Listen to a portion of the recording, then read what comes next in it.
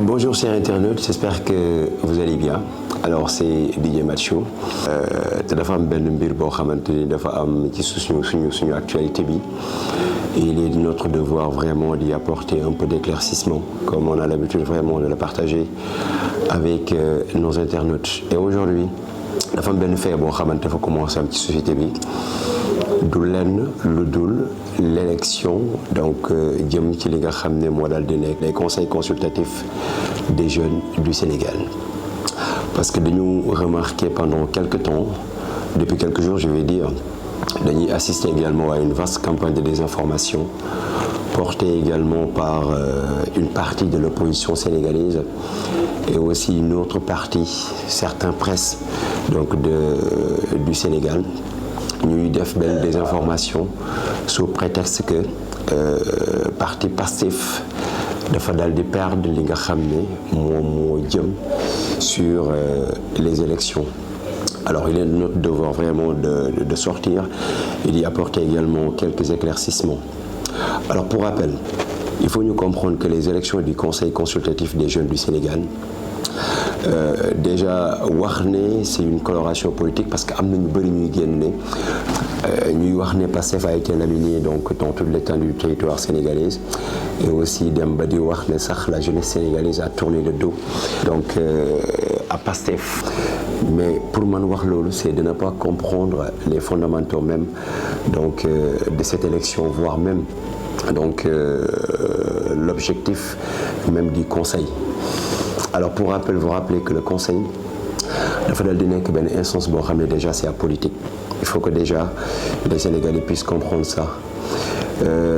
Les élections, voire même le Conseil a été également créé pour porter la voix de la jeunesse auprès de l'État sur li nga xam ne moo jëm sur les politiques publiques. Mais il faut déjà ñu comprendre qu'il y a rien de politique parce que moi personnellement du côté de Kaolack je connais les gens yoo xamante ne nii. Et c'est l'occasion vraiment de féliciter mon très cher ami Didier Alisco Alassane Gueye donc qui jeunesse bi moom la ñu dal di porter pour mu représenter également une partie au niveau donc communal. Donc rien qu'exemple boobu rek ça peut nous montrer que ça a rien donc avec la politique parce que connaissons Alassane, il ne fait pas de la politique, donc dire que donc cette élection est politique et que la jeunesse a tourné le dos à Pastef, c'est de ne pas comprendre véritablement la quintessence même du Conseil. Je répète qu'également le Conseil dafa daal di nekk benn instance boo xam ne c'est apolitique. Donc boo xam ne dañuy choisir gox bu ci nekk day choisir ay ndaw yoo xam ne ñoo koy dal di teewal ci wetu état ngir ñuy mën di saytu lu jëm ci wàllu politique publique mais amul dara loo xamante ne nii rek dafa lalu jëm ci politique. Donc pour preuve luy firndeel loolu mooy chaque candidat donc boo xam ne bëgg nga bokk ci élection yi tu dois être porté également par lu jëm par benn association communautaire wala benn association sportive wala culturelle voire même benn association de développement. ñoom ñoo war a porter li nga xam ne moo dal di nekk candidature jeunesse yi. Donc si toutefois ñu nemmeeku ci benn quelconque connotation politique donc candidature boobu dañu koy dal di rejeter. Alors ce qu'on devrait dire, j'ai déjà félicité le régime parce que il faut ñu rappeler qu'également depuis 2018 conseil amutoon li nga xam ne moo daal di nekk renouvellement.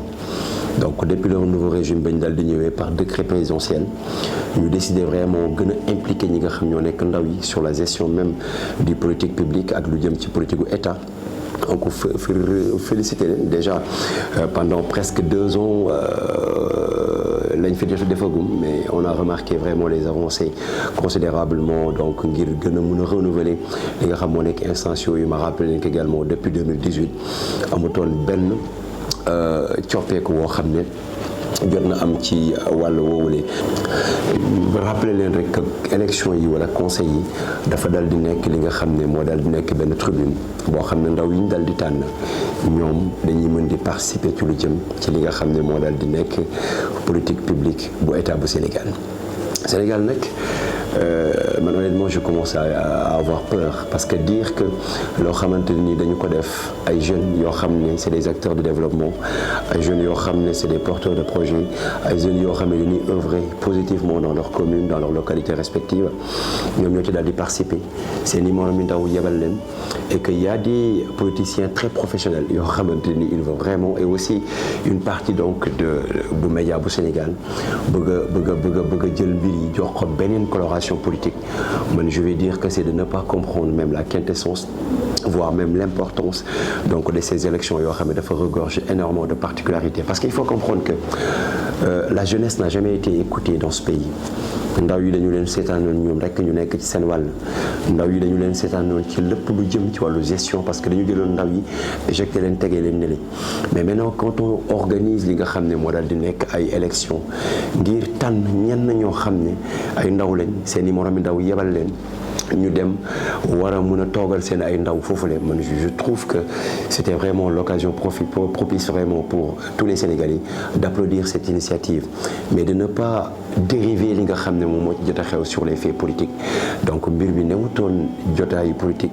newutoon lenn loo xamante ne ni amoon na politique ba nit ñi di wax ne voilà Pastef a été laminé donc dire ça c'est de ne pas comprendre la quintessence même de ces élections. Alors c'était juste donc ben rappel boo xam ne on devait vraiment le faire pour éclaircir mais aussi pour éveiller ñi nga xam ne aussi ñoom ñoo nekk la jeunesse pour leur faire comprendre que amul daray politique woo xam ne am na ci mbir bi du mbiru APR du mbiru Pastef du mbiru voilà benn parti politique mais mbir la woo xam ne c'est l'État du Sénégal qui a porté cette initiative à l'endroit de la jeunesse sénégalaise pour leur permettre d'avoir benn droit de regard mais pour leur permettre également d'avoir benn aperçu en tout ce qui concerne li nga xam moo nekk politique publique bu État bu Sénégal ngir que ndaw yi ñoom it seen voix mën a compter ngir que ndaw yi ñoom tamit ñuy mën di participer ci li nga xam ne moo nekk politique gu réew mi ñuy mën di teewal ndaw yi di mën a kaasal ndaw yi di mën a et aussi c'est l'occasion aussi de lancer un message à tous ces jeunes de leur dire que vous êtes les ambassadeurs de la jeunesse alors représentez les jeunes dignement représentez la jeunesse sénégalaise dignement et on vous félicite tous à la prochaine Inch'Allah.